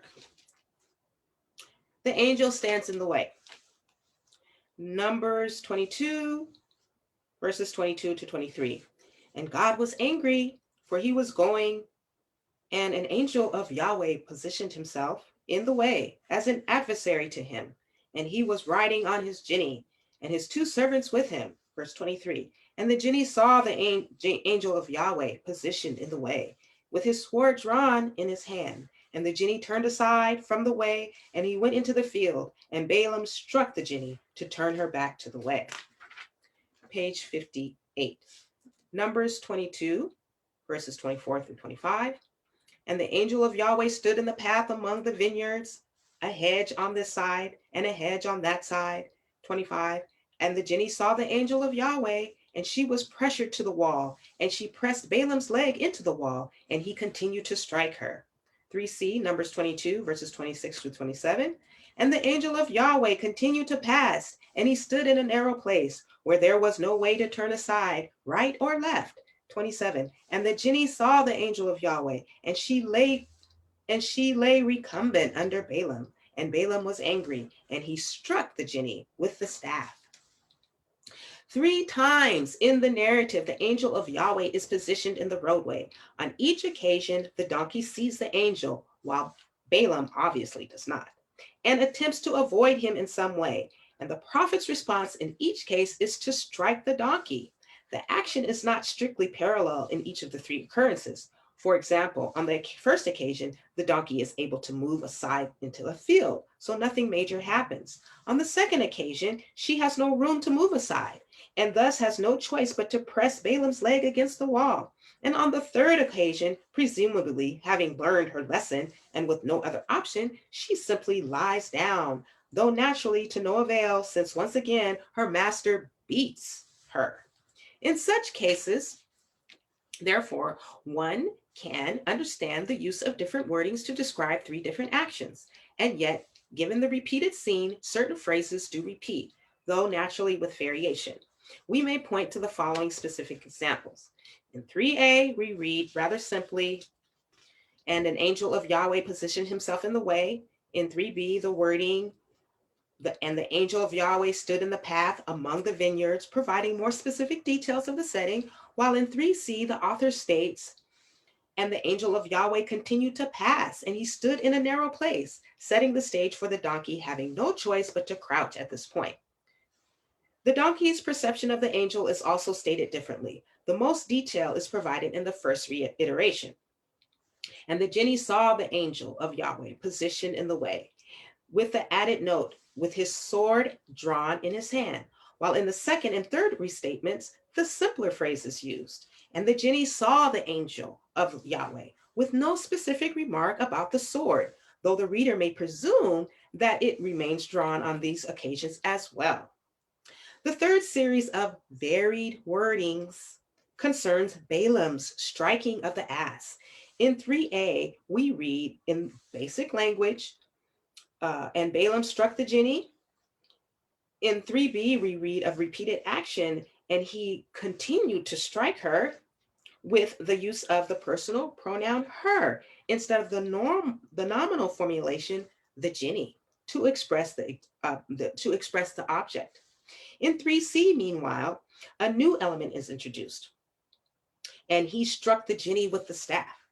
The object is once more expressed as a noun, the Jinni, though most significantly, the instrument, the staff, is incorporated into the expression. Lest the reader think that Balaam was using his hand to strike the donkey on the previous occasions, though such remains possible. Page 60. We now learn that most likely and most naturally, as anyone who has witnessed the world of donkeys to this day in the Middle East, he was using his staff all along. Number 4, initial perception of the angel. 4a, Numbers 22 and 23. And the Jinni saw the angel of Yahweh positioned in the way with his sword drawn in his hand. 4b, Numbers 22, verse 31. And he saw the angel of Yahweh positioned in the way with his sword drawn in his hand. Above, we noted that the reader of the story may assume that the sword remained drawn in the angel's hand throughout, even if such was stated explicitly only in the first instance, 3a and 4a, and not in 3b and 3c. This assumption is confirmed once God opens Balaam's eyes, which occurs in 4b, Numbers 22 and 31, immediately before the quoted text above, thus allowing the prophet now to perceive the angel in the way as well. The passages quoted here permit the reader to experience the initial discernment of the presence of the angel by the donkey without difficulty, and now Balaam at long last. I am little concerned about the use of the express subject, the Jinni, in 4a versus the lack thereof in 4b. An expressed subject would not be expected in the latter, given the fact that, quote, Balaam is the word immediately prior to the quoted text above, which is to say a simple, quote, and he saw is perfectly normal here. The result accordingly is verbatim phraseology of what was seen. Quote, the angel of Yahweh positioned in the way with his sword drawn in his hand. Quote. In this case, quite strikingly, the polyprosopon is not invoked, though it is not difficult to ascertain why the author departs from the standard technique of varied language. Again, it's a standard technique, repetition with variation, a standard technique of varied language.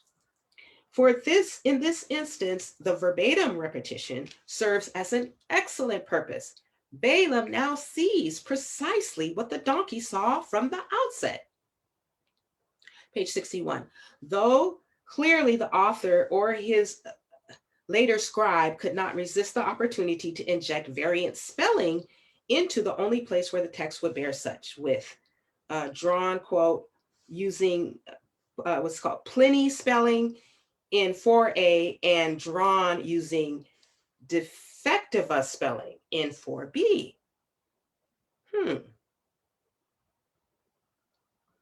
Number 5, and we have quite a bit left. We've got 11, almost there, halfway there. Numbers 22, verses 41 through 23 and 2.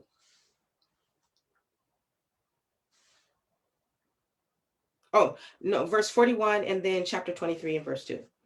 And it was in the beginning, and it was in the morning, and Balak took Balaam, and he brought him up to Bamoth Baal, and he saw from there the entirety of the people.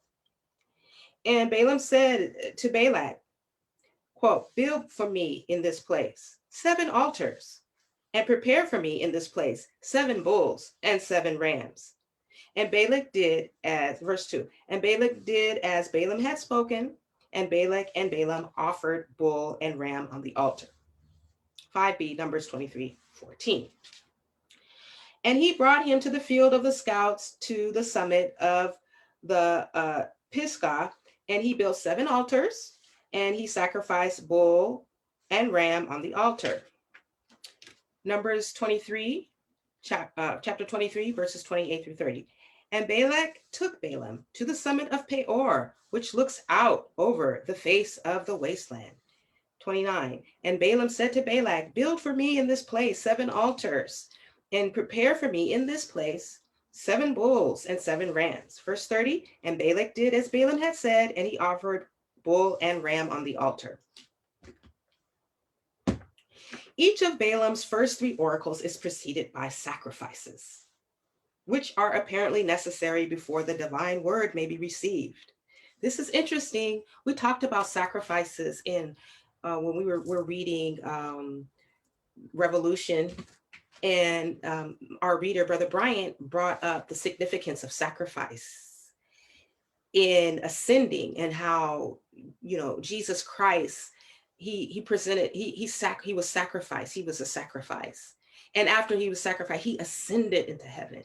And he talked about, Brother Bryant talked about how this sacrifice precedes ascension, and how the church, we as the body of Christ, what sacrifices are we presenting, or are we giving in order to move into the ascension into heaven, right? And heaven, not the mystical heaven, but heaven in terms of how the Hebrews define heaven.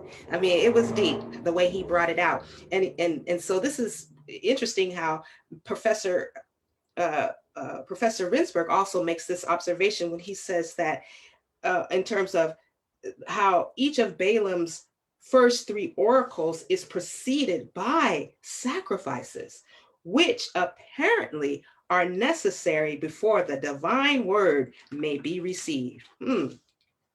That speaks to me. I don't know about you, but that speaks to me. You know, you want a divine word, you got to put down some sacrifice. And, you know, there's various sacrifices of praise.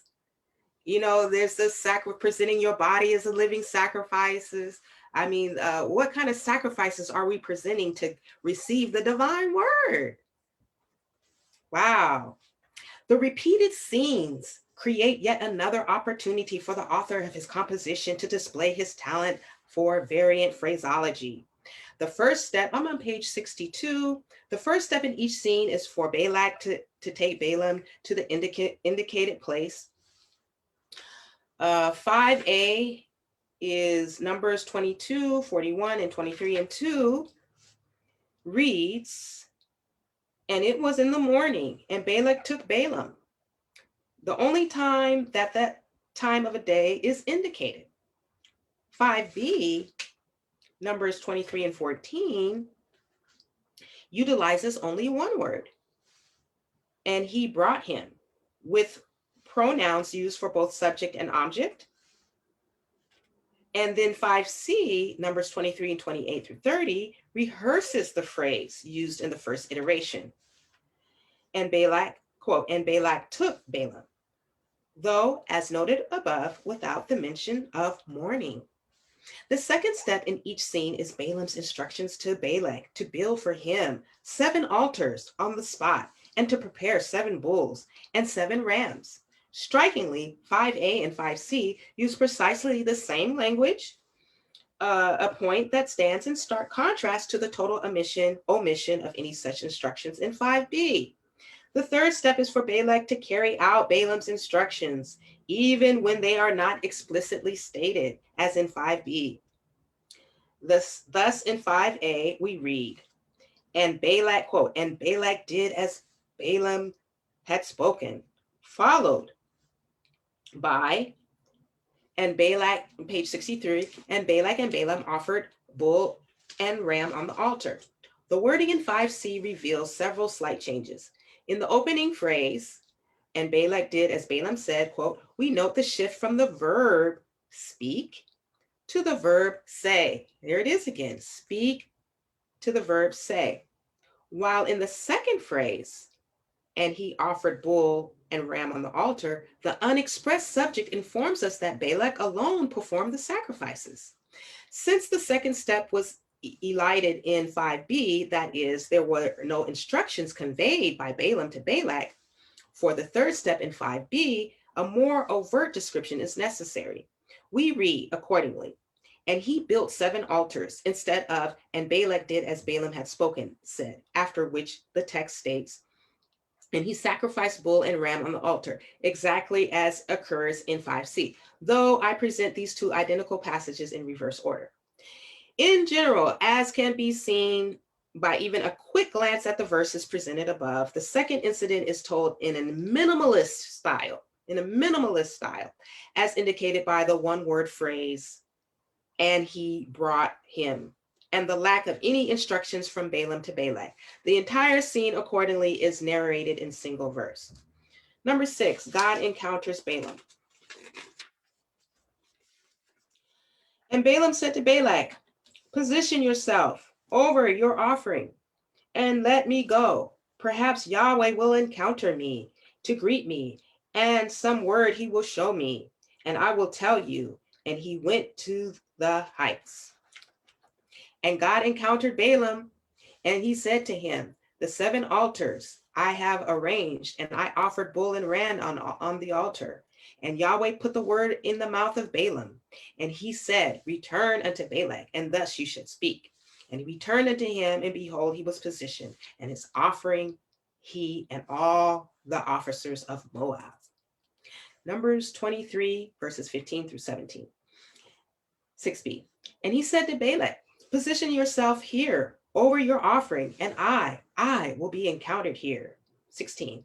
And Yahweh encountered Balaam, and he put the word in his mouth, and he said, return to Balak, and thus you shall speak.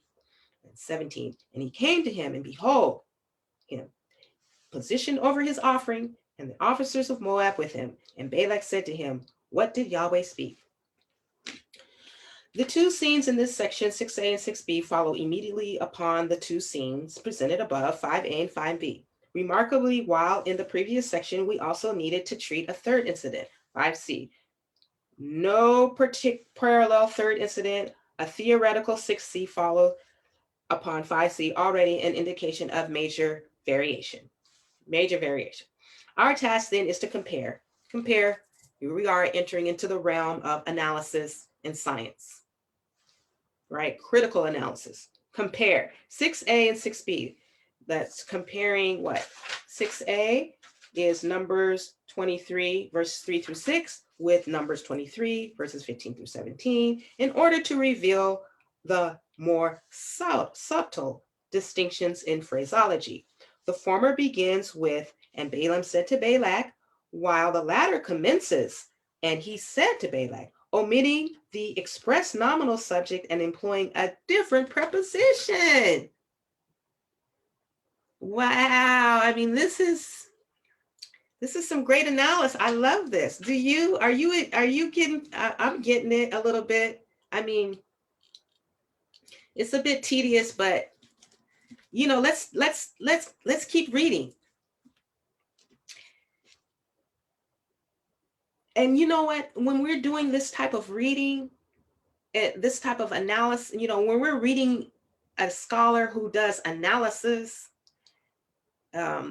we're exercising the left brain, the hemisphere, the analytical. We're exercising and we are developing left brain skills, right? Because we talked about that in the other video about the left brain and right brain, and how, you know, a lot of our people are very well developed in the right brain functions. That is creativity, feelings, music, those kind of imagery, senses. We've mastered the right brain, but we are lacking in this development of the analytical, the left brain functions. And that includes, sequencing, mathematics, analysis. And this type of a read is helping to develop that analytical. It's an exercise. You know how you go to the gym and you got to work out, work out those muscles. If you want to develop certain muscles, you have to exercise. And that's what I love about reading this, even though when you're exercising, sometimes it's hard. You got to push, you got to take it to that next level. It's a perseverance. It's a push. And it's the same way I feel like when I'm reading this, I'm pushing, I'm persevering. It's not easy, but I'm exercising. And this is what we're doing. We're exercising our left brain.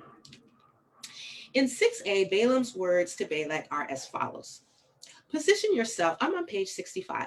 Position yourself, and we have a few more pages. It's going to 71.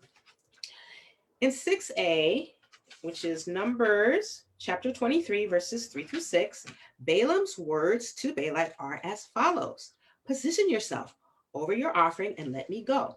Perhaps Yahweh will encounter me to greet me, and some word he will show me, and I will tell you. In 6b, Numbers 23, verses 15 to 17, Balaam states more tersely, position yourself here over your offering, and I will be encountered here. In the former, the command is expressed as position yourself over your offering, while in the latter, an additional element occurs. Position yourself here over your offering. So position yourself over your offering versus position yourself here over your offering. In the first case, Balaam continues, and let me go. Perhaps Yahweh will encounter me to greet me, to which he adds still another phrase. In the second case, Balaam continues in shorter fashion, and I will be encountered here, with no additional phrase. Moreover, 6a ends with the action, and he went to the heights, for which no parallel exists in 6b. 6a continues, and God encountered Balaam. Next comes Balaam's report to God about his activities, setting up the altars. And then the action resumes. And Yahweh put the word in the mouth of Balaam. 6b, by contrast, reads as follows. And Yahweh encountered Balaam, and he placed the word in his mouth. Here we note, and I didn't want to do all these slides for all the, I think we kind of get the idea of what's going on. That's why I don't have slides for this, because the other slides serve to kind of give you an example of what he's going through here. And Yahweh encountered Balaam. So 6b, by contrast, Numbers 23, verses 15 through 17.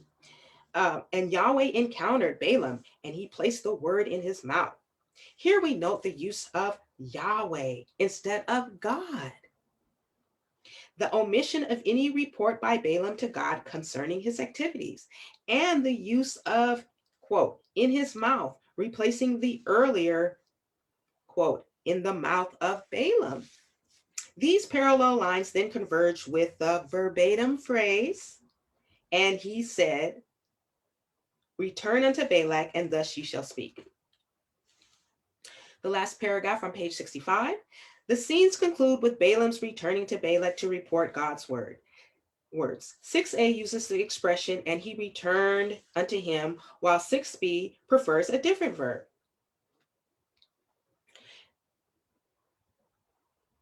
Okay. and he came, a different verb, and he came to him. So 6a uses the expression, and he returned unto him, while 6b prefers a different verb, and he came to him. The hind clause in the former reads, and behold, he was positioned over his offering, while in the latter phrase reads, and behold him positioned over his offering. In both cases, Balak is accompanied by his officers, though the wording is different. He and all the officers of Moab versus, and the officers of Moab with him. At this point, 6a concludes, and the next verse, Numbers 23, verse 7, begins promptly with Balaam's first oracle. Not so, 6b, however, which adds, and Balak said to him, what did Yahweh speak? Before moving to the next verse, Numbers 23 and 18, which begins Balaam's second oracle. Number 7, we're almost there. God's instructions to Balaam regarding the divine word. Numbers 22, verse 20. And only the word that I shall speak to you, it shall ye do. 7b, Numbers 22, verse 35. And just the word that I shall speak to you, it shall ye speak. On 2 occasions, the divine entity informs Balaam what message he is to convey to Balak and his officers. In 7a, the speaker is God, while in 7b, the speaker is the angel of Yahweh. The differences between the two statements are patent. 1, the former uses only, quote, while the latter uses just, quote, selecting a different English word to mark the distinction. And 2, the first iteration ends with you shall do, end quote, while the second iteration ends with you shall speak. Okay. Number 8, Balaam to Balak regarding the divine word. 8a, Numbers 22, 38. Quote, the word that God puts in my mouth, it I shall speak. 8b, Numbers 23, 12. In fact, that which Yahweh puts in my mouth, it I shall be careful to speak. And 8c, Numbers 23, verse 26. In fact, I have spoken to you, saying, all that Yahweh speaks, it I shall do. On 3 occasions, page 67, on 3 occasions, and we're reading How the Bible Was Written by Professor Rendsburg. On 3 occasions, Balaam informs Balak how the divine communication operates, namely that which Yahweh speaks, the prophet in turn will convey to the king. 8a, Numbers 22, 38, represents the basic statement, which is relatively short and simple. 8b, Numbers 23 and 12, introduces several changes. 1, most patently, Yahweh now appears instead of Elohim or God. And 2, the word, quote, the word has been replaced by the grammatical particle. That's that grammatical particle, again, that's not able to translate. So that the second version is translated, quote, that which Yahweh puts in my mouth. And 3, the entire statement commences with, quote, rendered here as, in fact, bearing the force of behold, quote. And 4, the statement now concludes with a more complex construction. I shall be careful to speak, instead of the simpler, I shall speak. 8c, Numbers 23, 26, incorporates still further changes. First, it begins with the clause, in fact, quote, in fact, I have spoken to you, saying, and this is in parentheses, though actually Balaam never said the exact words that follow. Second, the main clause is now all that Yahweh speaks, quote, all that Yahweh speaks, it I shall do, which 1 inserts all, 2 uses the expression Yahweh, it uses the expression that which Yahweh speaks instead of a phrase using puts in my mouth, and 3 changes the verbal root at the end from speak to do. All right, number 9, page 68, Balaam's inability to transgress the divine word. 9a, Numbers 22, verse 18. If Balak would give me the fullness of his house, silver and gold, I would not be able to transgress the mouth of Yahweh my God to do either little or big. 9b, Numbers 24:13. If Balak would give me the fullness of his house, silver and gold, I would not be able to transgress the mouth of Yahweh to do either good or bad in my heart. That which Yahweh speaks, I shall speak.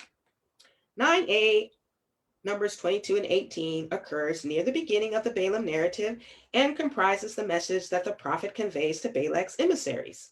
9b, Numbers 24:13, appears near the end of the narrative and represents the words that Balaam speaks directly to Balak, in which he repeats an earlier conversation in typical biblical style. Okay, this is typical biblical style. When direct speech is quoted at a later instance, whether by someone else or by the original speaker, the citation of the former within the latter is not verbatim, but rather reflects the same kind of variation that we have been surveying in this and previous chapters. In fact, this specific literary technique has been treated in detail by George Savran in his monograph, Telling and Retelling. Telling and Retelling. You know, this idea of rehearsing, right? Reviewing. Telling and Telling, George Savant, Telling and Retelling, quotation in biblical narrative. And I will devote a chapter to the subject as well. But since the example before us occurs among so many other examples of polyprosopon within Numbers chapters 22 through 24, I have elected to include these verses in the present chapter. The two tellings begin with the same 14 words until 9b, Numbers 24:13, departs from 9a, Numbers 22:18, by deleting, quote, my God, apparently deeming the divine name Yahweh to be sufficient. The second alternation occurs immediately following with 9a, Numbers 22:18, employing to do either little or big. That is to say, not even the slightest deviation from the divine word would be permissible.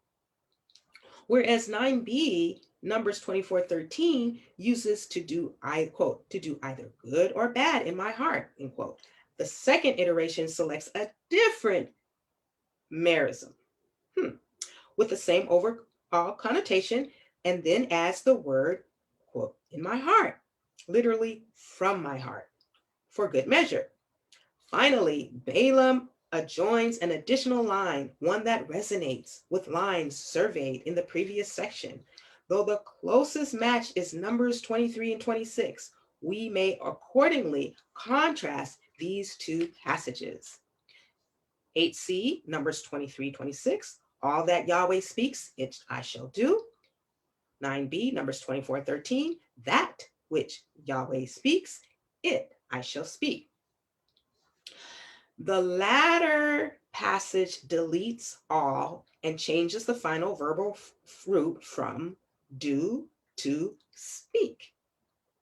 This latter alternation represents a reversal of the shift witnessed above regarding Numbers 23 and 26 when compared to 8a and 8b, though one very much in line with 7a and 7b. Okay, we're almost there. Yay! Okay, I got one more slide to show you for this last part.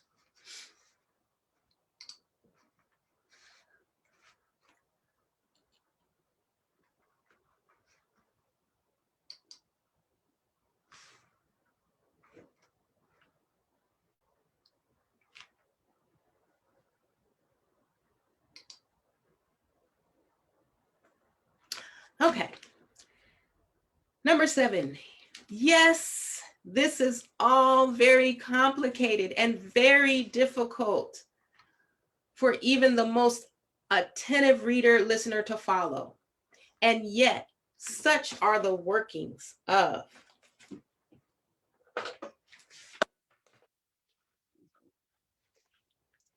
And yet, such are the workings of the biblical text, fashioned by the master craftsman, literati, I should have put T there, of ancient Israel. So literati, again, are the intellectuals, the scribal elites of ancient Israel. Number 10,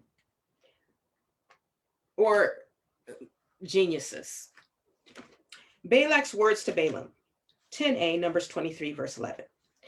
And Balak said to Balaam, what you have done to me, to curse my enemies, I took you, and behold, you have indeed blessed. 10b, Numbers 24:10. And Balak said to Balaam, to curse my enemies I called you, and behold, you have indeed blessed them now 3 times. Twice Balak castigates Balaam for not having cursed Israel, but rather having blessed them. As a comparison of 10a and 10b makes clear, a third passage, Numbers 23 and 25, is totally different. The king's language varies in several ways, though for our present purposes, we may focus solely on the alternation between to curse mine enemies, I took you in the former, and to curse my enemies, I called you in the latter. A classic instance of polyprosopan. And the final one, number 11, a single example of the oracles, 11a, Numbers 24 and 4. Oracle of one who hears the words of El, who views the vision of Shaddai, fallen, but with eyes uncovered. 11b, Numbers 24 and 16, oracle of one who hears the words of El, and one who knows the knowledge of Elyon, who views the vision of Shaddai, fallen, but with eyes uncovered. This chapter, like most of the ones in this book, is devoted to literary matters, right? A literary approach to the Bible, emanating from our analysis of the prose portions of the Bible. It should be noted, however, that repetition with variation occurs also in the poetic portions of the Bible. With the current pair of passages, a word phrase and end with the same pair of 3-word expressions, but in between the language is varied. The former uses the relative marker, quote, who, that, which is quite rare in poetry, to introduce the second epithet, who views the vision of Shaddai, which the latter one deletes the grammatical particle, and 2, it incorporates another epithet, quote, and one who knows the knowledge of Elyon.